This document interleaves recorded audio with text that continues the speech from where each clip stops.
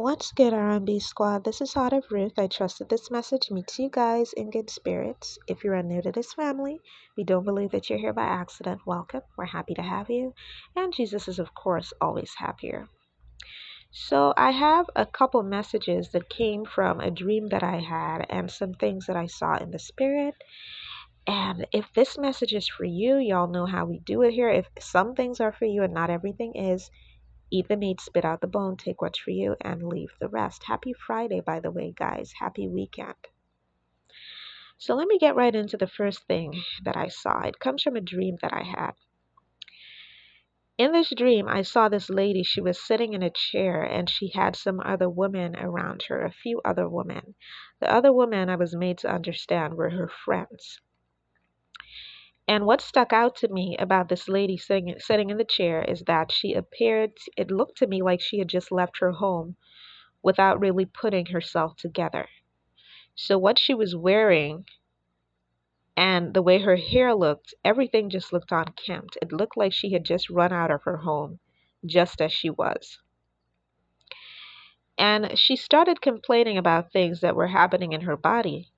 And then she started commenting on things that she was seeing that weren't actually there. So she kept saying that she was seeing animals and creatures and things like that, but none of those things were actually there. Nobody else could see them. So she was hallucinating.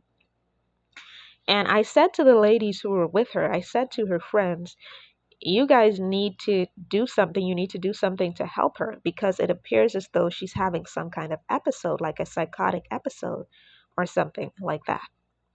And they didn't do anything to help her, but they began talking amongst themselves.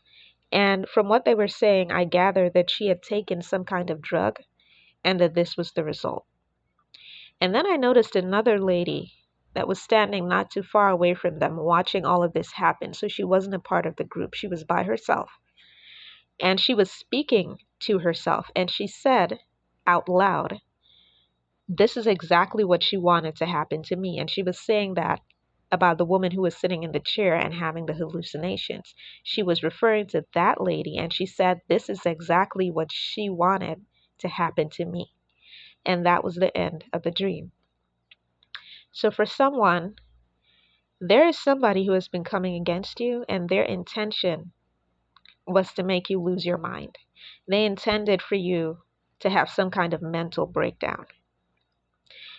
And so they did things in the natural and in the spirit realm to drive you to that point, to drive you out of your mind.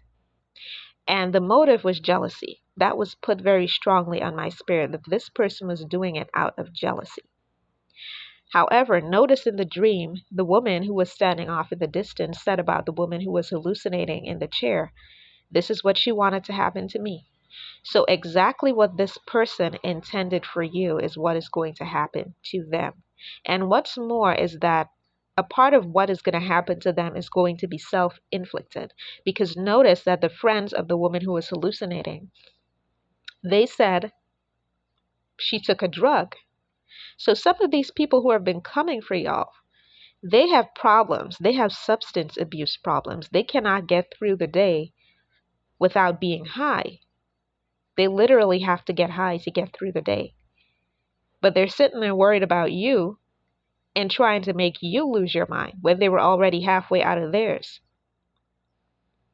So part of what this person is going to experience is self-inflicted. It's because they brought it up on themselves. And another part of it is their judgment because they intended for this to happen to you and they did it just because they were jealous of you. And that's the interpretation of that dream that I had. That's that message. So now, in an unrelated scene, I saw this object shatter. And when it hit the ground so hard that the sound of it actually hurt my ears. And then I saw the object slowly but surely being put back together. And it was being put back together in such a way where I knew that it was impossible for it to shatter like that again. And then, off to the distance, I saw what appeared to be a crucian carp. And for those of you who don't know what a crucian carp is, it is a fish. And what this fish is known for, it's a tiny little fish. It does not even look that powerful, but it is able to do powerful things. it cleans up the mess that other marine life makes. So it cleans up mess that it did not make. And in addition to that, it is able to survive without oxygen for months on end, which is unusual for any living creature. And I need somebody to listen to that in the spirit. This little fish that doesn't even look that strong, that doesn't even look that big, cleans up the mess that other marine life makes that it did not make. So it cleans up the mess from others. And not just that, it is able to survive for months without oxygen.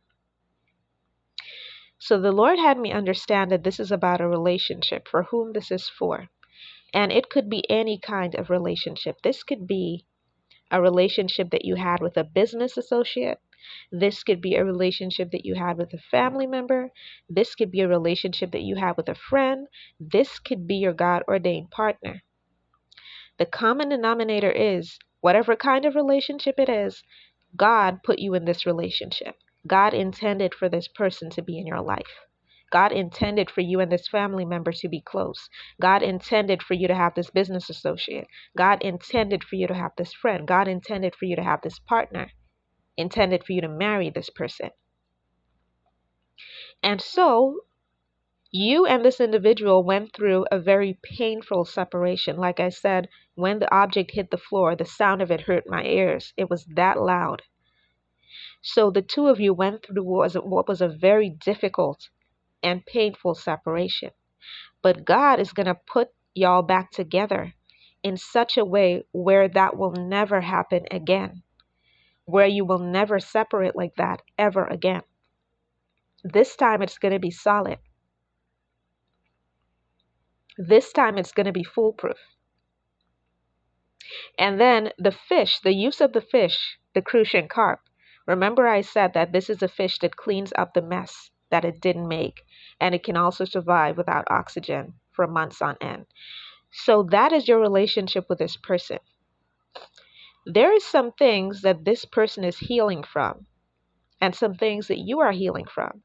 And they didn't make the mess in your life or in your heart, and you didn't make the mess in theirs. So they may be experiencing some trauma from past situations that they were in, bad situations that they came out of. And so you didn't make that mess. You didn't create that trauma in them. And they didn't create it in you. But the two of you are going to help each other repair that.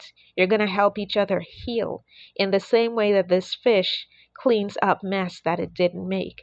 And furthermore, even though you may not have had any contact with this person that you had this relationship with, God, just like the fish, just like the crucian carp that can survive without oxygen for months on end, God kept the connection alive, even when it should have been dead. When for all intents and purposes it should have been done for, God kept it alive. Because you can do all things through Christ who gives you strength, including this, including repair a relationship that seems permanently broken.